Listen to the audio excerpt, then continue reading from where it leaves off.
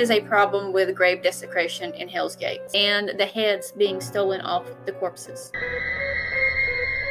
The heads of the corpses? The skulls are being removed, and to make matters worse, they're being brought back. Supposedly devil worshippers in here. It's not just Hell's Gate. Seems like the whole daggum city is haunted. Honestly, no one wants to talk about it.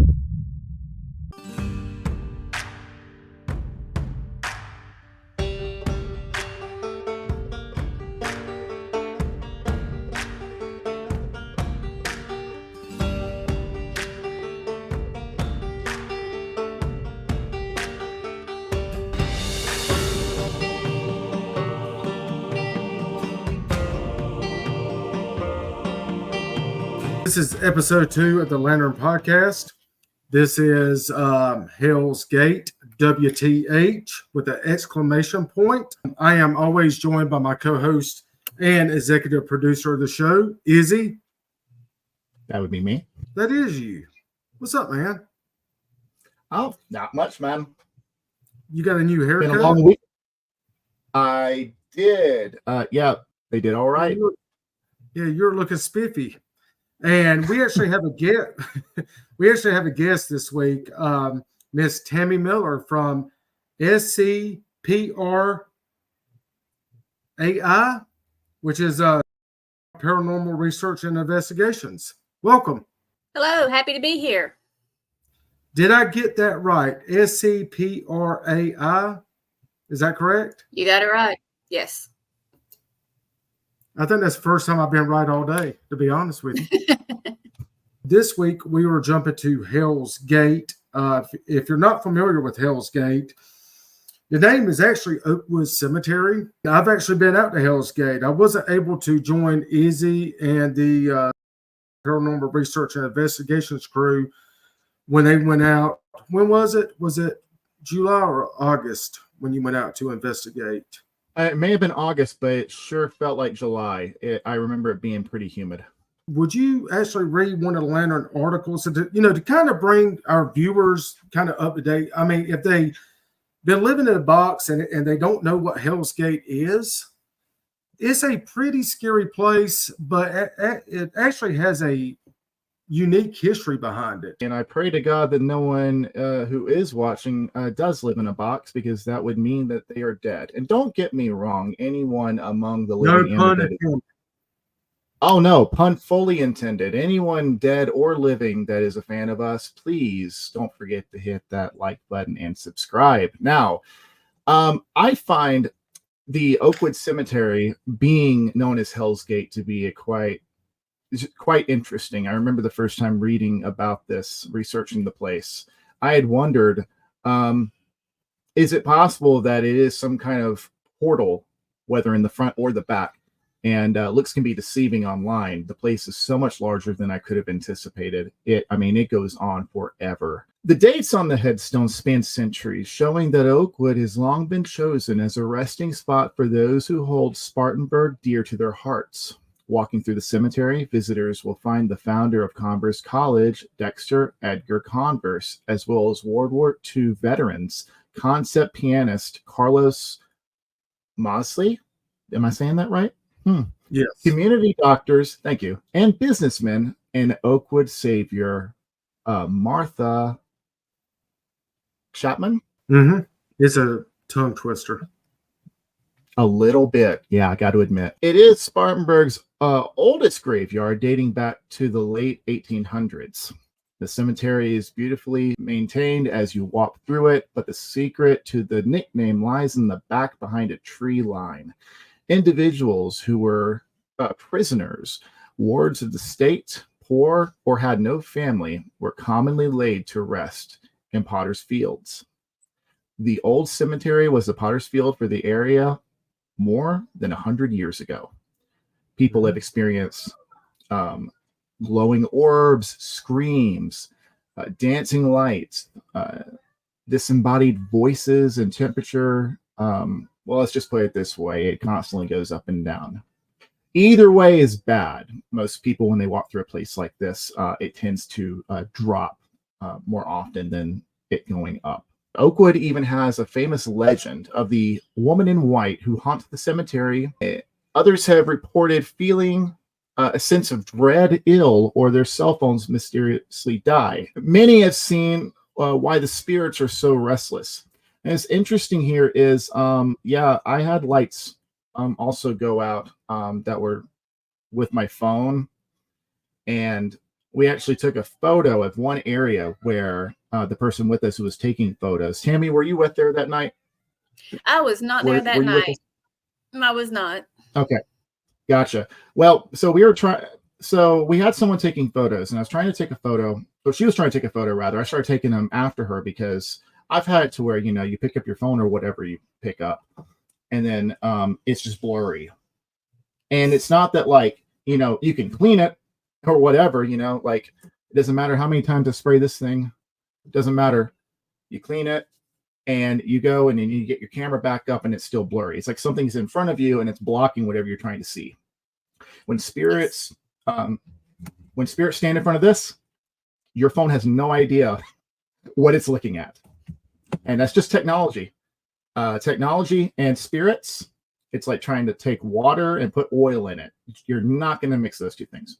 I tend to go out independently, and that is what most people who go for the first time, that's the first thing they're going to experience is their cell phones not working, not taking pictures, or trying to focus on something that's not there according to the phone camera.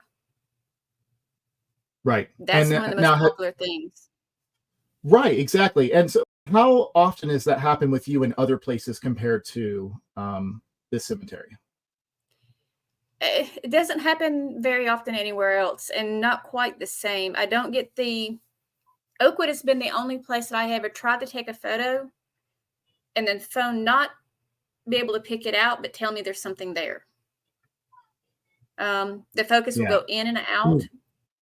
And sometimes when you just go ahead and take the photo, you may get a fully black screen with pinpricks of light. You won't have anything in the photo. And people love to say that, it's all fake when we take pictures. Now, most of the time, spirits just don't mix with our technology.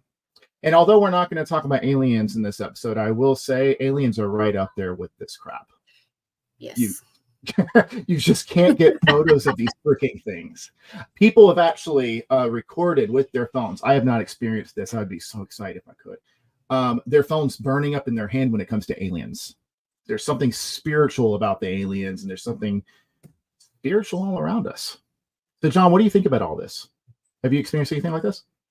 Well, okay. So, one, I do want to add something here that wasn't included in that article, so my apologies. One of the driving forces behind Hell's Gate, because the question has always been thrown out, why is Hell's Gate so haunted, right? Mm-hmm. In 1914, over 100 plus graves were moved from a nearby cemetery. And Tammy, I see you shaking your head, yes, over to Hell's Gate. So it may be, is Hell's Gate just simply haunted just because it was a pauper's field? Or is there something more going on here that we just don't know? And a lot of people point to 1914 when those 100 plus graves were moved here to make room for a new development elsewhere. So I wanted to add that to kind of give our viewers a little bit more of, okay, we're not just dealing with a pauper's field here. It's more, right? So you got a little bit more going on here. Cell phone wise, yes, I've had those issues quite a few places around South Carolina, North Carolina, actually. It's kind of a creepy place, or scenario whenever you're out doing this. But you have to remember, cell phones are low voltage. And so it's not like we're using 220 electricity in our hands. So they're trying to use that energy to speak or manifest. That's the way I kind of look at it. I don't know the way Izzy or Tammy, the way you look at it, but anytime you have electronics around spirits, they love it. Yeah, I do too, because our thoughts, our bodies work, our brains work off electrical impulses. Maybe the theory is those electrical impulses are still going on. So for a spirit to do anything, it needs to pull electricity from something. And so everybody's out there with equipment, with batteries, low voltage, like you said, the cell phones, even small, like a K2 meter that uses just a 9-volt battery or flashlights. And it starts draining. It has to pull the energy from somewhere. One of the We start dumbest off things, as electricity. We may end up as electricity. one of the dumbest things I ever did. 12 years ago, a buddy showed to my house. It was actually in the fall, and he wanted to go ghost hunting. So we looked on our cell phone at all the different places that was close to us, and Poinsett Bridge popped up. And at that time, this was football Saturday, so I'm not going to tell you how many adult beverages I was in, but it was quite a few. He talked me into it, so we went up, having a great time. And I'll never forget, 11:30 midnight, we were standing at Poinsett Bridge, and I scream out, "Manifest, use my energy," right? Ooh, not that place. Yeah. Oh my God. Yeah, that was dumb. I don't remember this, but I always remember Tammy, Izzy, always remember, if you ever encounter a spirit or Michael Myers or Jason Voorhees and you think they're after you, someone always has to live to tell the story. So don't ever hesitate of giving someone the friendly or helpful shove into the spirit world. So as we are running across the bridge, it was like a cartoon, like running across, right? I decided to give him a helping hand. I was like, nobody's going to remember him. Somebody's got to tell Greenville County exactly what happened out here. So I just stuck my foot out and tripped them, and I kept running. Luckily, we both made it back. And I tell this story on September 15th, 2024. But I will say this. What we were dealing with is from a completely different realm. So I'm not surprised that if you kind of go out and poke it at the spirits, if you have anything in your hand, electronic, they're going to pull from that energy first, in my opinion. Back then, we actually did have cell phones, and you actually had a dumb me standing out there screaming, "Use my energy, manifest," in my Zach Bacon's accent, slightly southern, with a few adult beverages on top.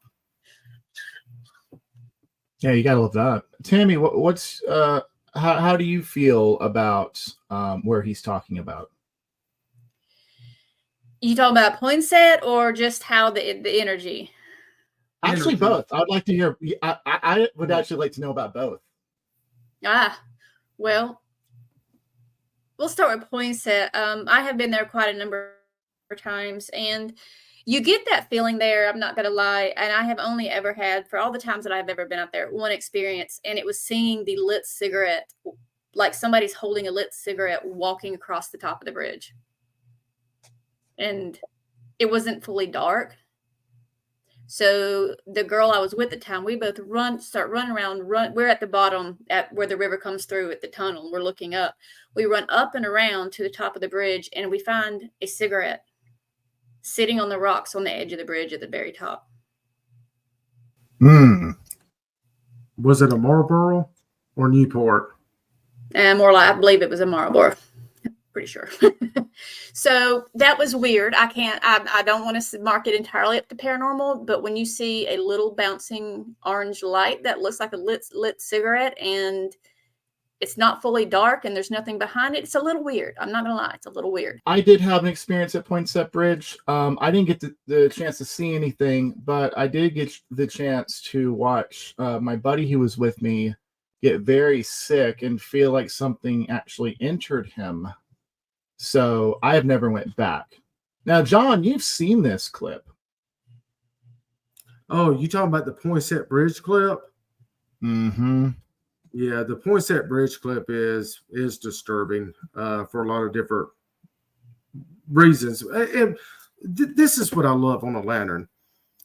I love reading the comments. Not some well, I love reading the Lantern's comments, but when we go to news break and I read those comments of how many people's like, yeah, ghosts not real, spirits not real, and they try to like blow us off with whenever we do articles. But what I tell them is that why don't you come out and join us? Well, you know, I welcome anyone from the Lantern or anyone who has any doubts if the spirit world exists. I'm always looking for someone else to join me in a nearby cemetery because 9 times out of 10, I'm by myself standing in the middle of a haunted location somewhere in South Carolina or North Carolina. And I'm gonna be honest with you, it will rattle your nerves some. And so I'm always looking for someone who's willing to brave the elements with me. What John's trying to say, everybody, is that he prefer not to go alone. And I can completely understand because I don't like going alone either. I will if I have to. But you know, I would prefer if someone alive was with me. Well, I want to live to tell the story, right? Remember what I told you earlier? Yeah. So if I'm by myself, I can't trip somebody. You need a witness. You need a witness for whatever happens. You need a witness. Yeah. So Izzy, we will touch on Poinsett Bridge in the future, and I know you have that clip up. We've actually put it on the Lantern in the past. Poinsett Bridge. I was telling Izzy before you joined, Tammy, that I have Tally Johnson, author and a friend of mine, goes to the South Carolina upcountry. And I'm going to read an excerpt from his book here because the times I've been to Hell's Gate, I haven't captured much. I was actually reading this earlier, and I said this would be really interesting to add here. Tally is from the upstate. When I was in elementary school, my family attended the Unitarian Universalist Fellowship on Blue Ridge Street, and me and my Sunday schoolmates would romp in the cemetery while the adults chatted after the sermon. One sunny spring afternoon, we were playing hide and seek using the gravestones.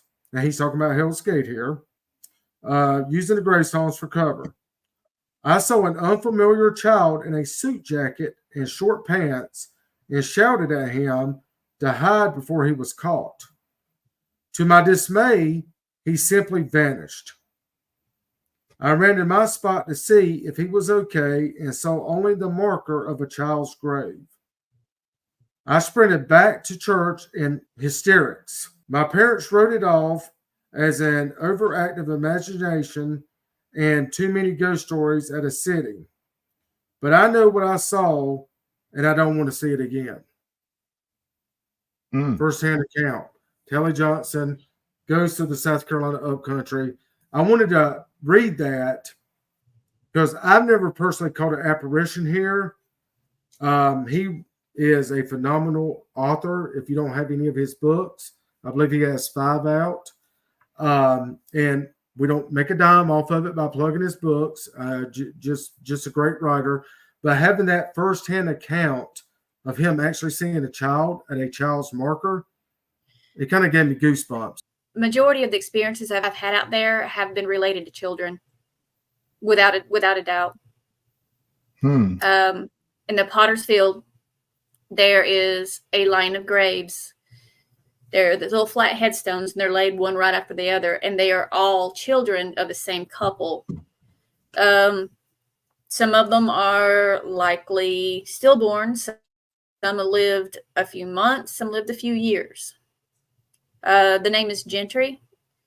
The father is buried in Simpsonville, and the mother is buried in Florida with the oldest son. Sitting next to those graves, the very first Class A EVP I ever got was a sound of a child giggling. There was a death in the cemetery. It was a lady taking care of, my understanding, taking care of family graves, and her child was sitting on top of a gravestone. Kid was probably no more than 3 years old, I believe, if I remember the legend right. The child falls off and hits his head, and he does end up dying. The people I have talked to have said that's the child they see running around in the cemetery and hiding behind gravestones. So her account, that account in that book, I wonder if that was that child. Kind of sounds like it, honestly. It does. Well, also too, I want to point out, I don't know how familiar you are, but Albert Einstein actually has a grandson buried in Greenville, South Carolina, Klaus Einstein. Yes, there's a lot of pictures of Einstein in Greenville. He was 3 years old when he passed away. Yep. And Einstein, stop me if I'm wrong here. I've written it. Actually written this article and may include it in my book. He would actually teach a class at Furman University whenever he would visit here. There's also the rumor mill that there's also another Einstein that is buried here, another grandson in a potter's field somewhere in Spartanburg.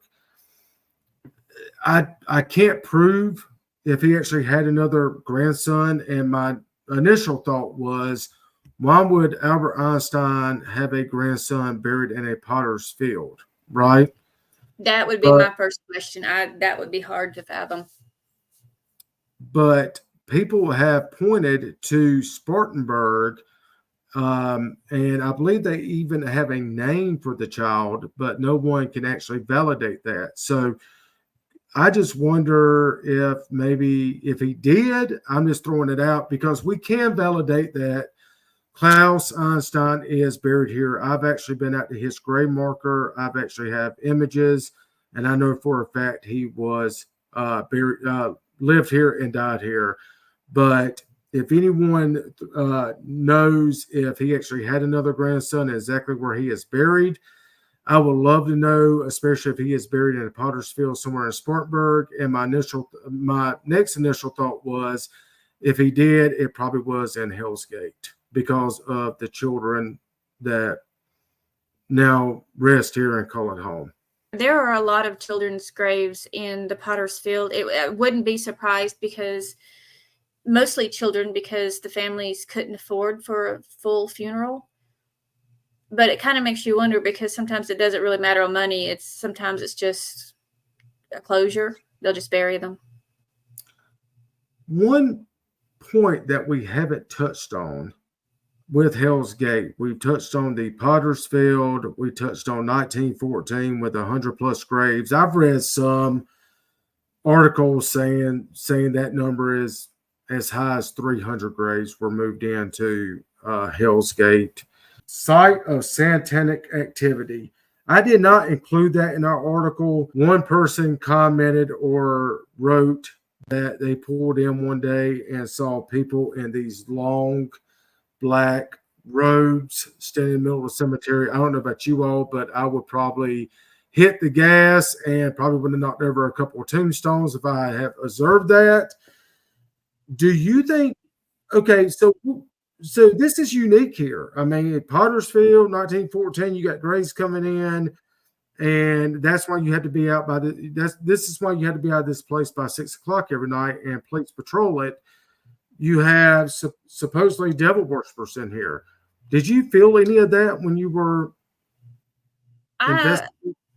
I'm not going to say I experienced it, but it is happening. And that you are correct. That is why you have to get permission to get in there now after dark. That's why it is gated. It does have guards.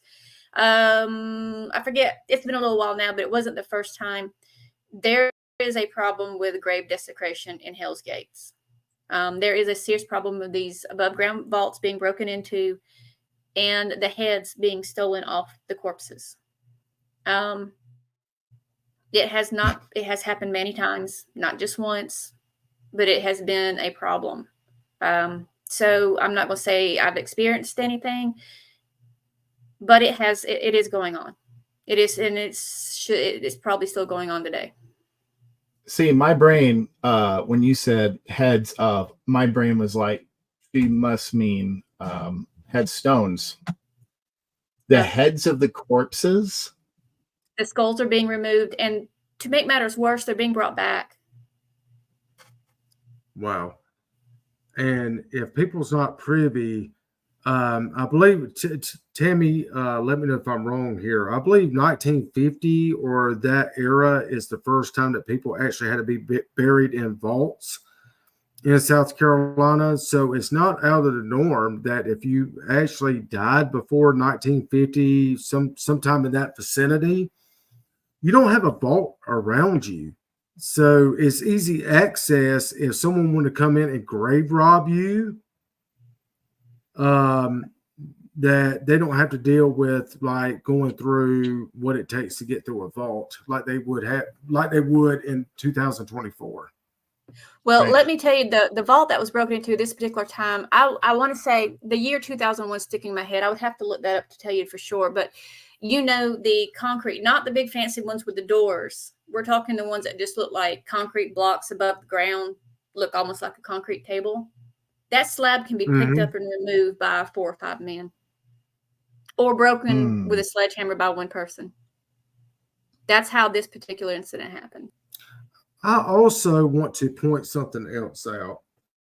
We're talking about Hell's Gate, but have we really thought about just the paranormal activity in Spartanburg alone?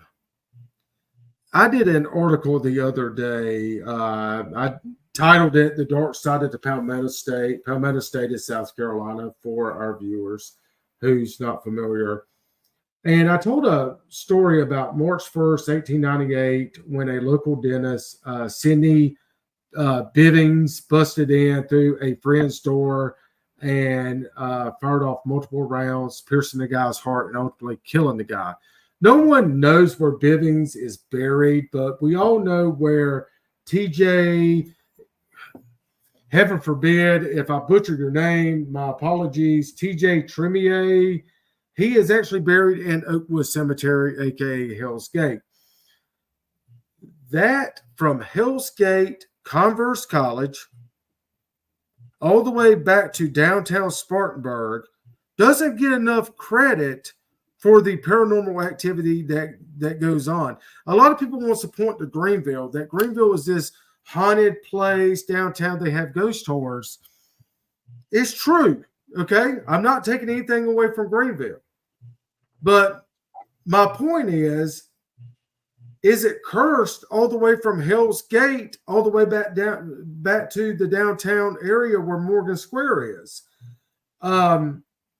You have Converse College, all the ghostly activity that takes place there, all the way down into all the older buildings that honestly no one wants to talk about. And I just don't get that. And you go from downtown Spartanburg, Morgan Square, all the way to Hell's Gate, that entire area is lit up with paranormal activity. You are correct, but it's bad for business. It's bad for business. So that's why you're not going to hear about it. Right, but good for tourism, right? Absolutely. It just isn't Hell's Gate. It's not just Hell's Gate. Seems like the whole daggum city is haunted. There's so much. Spartanburg has some very, very dark history, and Spartanburg is not the type of area that really wants to embrace its history. It tends to like to cover it up. We're not just as far as haunting goes, but anything that they may think would be negative, it gets covered up. Buildings. Let's even just talk about the historic buildings. Let's go there. Yes. They get torn down. I'm a big advocate, and Tammy, I believe you are, and Izzy too, of following what North Carolina has done by putting up their legends and lore markers, like historical markers, around the state to keep these sites safe. Yeah. Yes, I think. Why can't we do that? I mean, we already have so many historical markers. Everybody travels. Why can't we add lore and history into that? Why not? I know Tally Johnson has actually came out. He's been very vocal about it.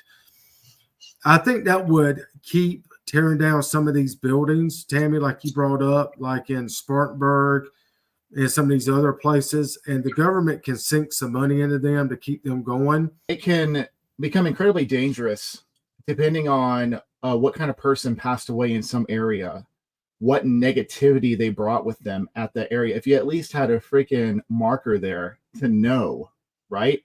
But then if you continue burying stuff, especially in the state of South Carolina, because John, fact check me here, I'm pretty sure that as long as you move the headstones, the bodies can technically stay. Is that true? Yeah, I think, well, Tammy, I think if we look at the, what is it, Izzy, the I-85 cemetery that's actually wedged between two lanes on I-85 in Gaffney, South Yes, Carolina. between Spartanburg and Gaffney. Mm-hmm. Have you ever been there before? I've not stopped there just because it's off of 85. Yeah, I usually try to avoid it myself. I think there's probably laws now where they don't do that, but okay, around exit 95, 96, if you're around Gaffney and you're just happen to be going to North Carolina or coming back into South Carolina, yeah, there's a beautiful family plot under some trees. And I've actually read articles, stories where they didn't move the bodies out from under I-85. Now, if that's true, I don't know. But given the time period, it wouldn't surprise me. Well, I know the same was for Charleston. I mean, now, John, this is going to be in the future. Church Street has a ton of bodies underneath it because of what they did around St. Philip's. And I'm trying to remember the source I grabbed from which book. John, you sent me some pages on it. It's probably one of your favorite paranormal authors from the area. But apparently, and I don't know if it's in law now where if you're going to move graveyards, you have to move the bodies with the stones. But there was a point in time when apparently they could get away with it all day long. And it's just one of those really strange things. If you go back as far as the 1850s or earlier, like, what the heck? Yeah. Well, I always tell people, I was actually, Tammy, it may have been you I was speaking with the other day. No, it was actually the gentleman that used to be over the Anderson County Historical Society Museum. My apologies. He was presenting facts or what he thought. I'm not going to say facts or what he thought. And I said, okay, look. There was one time we could fly on airplanes with shag carpet and a couple squares in the hand, right? Cigarettes. And that was considered safe, right? 1960s, not, you know. Do you think that record keeping and historical documents has withstood the test of time? Quite frankly, they didn't do very good record keeping. Tammy, I see you shaking your head. In 1850, 1900, 1930, right? So there's probably a few bodies hanging out, and their gray markers is probably somewhere else, you know, Columbia, South Carolina at this point in time, you know. Our team has actually encountered that already in an investigation. We have actually, that has happened. Family cemeteries in South Carolina that have had no markers are not found until somebody buys the land and develops it. I'll talk to you about the Ware Place house, and I'll be getting you that information. That's something of concern of that house. The Savannah Airport, it was once a family plantation. When they wanted to build the airport, they got permission to move all of the bodies in that family plot except for the two original owners of the house. Those two bodies are still there. What they did was they took the headstones and they flattened them out, and they're now part of a runway. It's like these guys have never watched a freaking horror movie. Never seen Poltergeist. Never seen Poltergeist. Which, by the way, don't know if this is true, but apparently Steven Spielberg either considered it or it happened. Real bodies were used near the end of that movie. That scene when the skeletons are popping up. A swimming pool. Yeah. Yeah. I've heard that is actually, those were actually real bodies. Medical cadavers. Ooh. So I just read it. So I just read an article where they believe they have found the earliest cemetery in South Carolina down in Charleston, dating back. So they are going through all of their research now. So yeah, I do believe that. So we're going to wrap this thing up. Izzy, you were there with the crew. Tammy, you were. I don't think you were there at the time on this investigation. Is that correct? Correct. Izzy, Tammy, I want you to chime in too because you've been there multiple times. What is the oddest thing, the weirdest thing you have captured at Hell's Gate? And can you confirm 100% is that cemetery haunted or is it not? I'm going to say yes because I, you mentioned the 100 people or possibly more that the bodies were moved. That's not the only quote unquote problems Oakwood has. The desecration, the hidden bodies, the bodies buried in the woods with no, it's a potter's field. It's a sad part. State prisoners, unidentified bodies, unclaimed bodies have all been buried there. Orphans. It's emotional. Well, Tammy, if I'm not mistaken, someone from your team was knocked over near the mausoleum, and at some point in time. So there was, and I wish I can remember the individual. She was also from the team, but she was talking about someone being from the Knights Templar.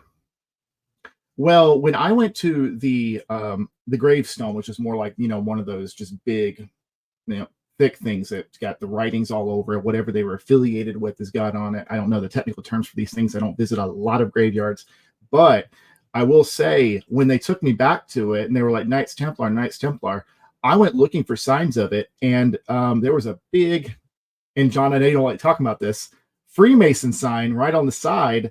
And I actually had taken photos of it before the sun went down. That particular area got activity for the other half of the team. Granted, it was while I was away, which is freaking unfortunate. But that person did not want to be disturbed. And when you get into societies who they swear to secrecy, they take these secrets to their grave. Now what happens when someone comes by and starts desecrating nearby graves, if not the grave itself? These people swore oaths in their past lives. You don't know what you're getting into by messing with these graves. My vibes, and I'm going to bring this up before we close here. When I pull through those gates and you see those beautiful new townhomes, right? People's waving at me as I'm driving through the gates. You know which townhomes I'm referring to, right? Do you not get a vibe of Night of the Living Dead? The 1990 remake. You drive in, you see the beautiful gates, you see whatever, and it's I mean, so whenever I went there, I was getting out taking pictures, and I was looking around, make sure I wouldn't see a dead person walking by, because it reminded me of that 1990 remake, Night of the Living Dead. Yeah, where there should be a cul-de-sac just turns into the graveyard immediately when you pass through the gate. You would think it would be a dead end that you have to turn around in, and like something out of a Goosebumps novel, it's just suddenly this big wide open space where from left to right, you could get lost in it if you didn't know what you were doing. In fact, Tammy, your team, everyone had a radio with them. That's how big it was. It was no joke. Darlene warned everybody, stay close to someone with a radio. Every team had a radio. Or every group did, rather. I think we did groups of 5. It's easy to get turned around. It's very easy to get turned around in that cemetery. It's huge. So, Tammy, I'm curious. Is Hell's Gate the creepiest cemetery that you've ever ventured to or investigated? Would you put it in your top 5? It's definitely in my top 5. I can't say it's number 1 just because of a couple I've been to, but it is. It's top 3. I'm going to be honest with you. I probably never really thought about it that way, but I'd probably say It's the second most, just in the ones that I've been in, and I've been in quite a few. Wow. I think we're going to do a new website. Remember back in the day, there used to be a dating website called Hot or Not, where you can actually, like, we're going to do Hot or Not, right? So in closing, I'm going to do this, and Izzy, I'm going to let you send us on out. Tammy Miller, on a scale of 0 to 10, hot or not hot or not, what would you give Hell's Gate 0 to 10? Oh, I'd give it a 10 out of 10. Yeah, we have it. Izzy, you've been out here. All right, now it's your turn. What are you giving it? I will give it a very generous 8.7. And the reason is because I need to go back to see for myself what they got going on. The children in the back were very quiet, which I'm thankful for that, because if I would have started hearing giggling, I would have left everybody behind. But no, I want to go back. Well, Tammy, you've got to come back on in a later episode. Love having you here, right? Thank you so much. I will be happy to. Yes. And I look forward to you sending me the information. The book is coming soon. So we're going to go ahead and wrap this up, because I know everyone has to go to work tomorrow. Radio voice, sir. If you would like to hear more stories like this on our channel or on our Spotify, wherever you are watching from, hit that like button, subscribe, follow, leave a comment down below talking about what you would rather have, because we would be more than happy to cover more cemeteries. We could do multiple parts to all of this stuff. So without further ado, everyone, have a great night. Take care. God bless. And we'll see you in the next one.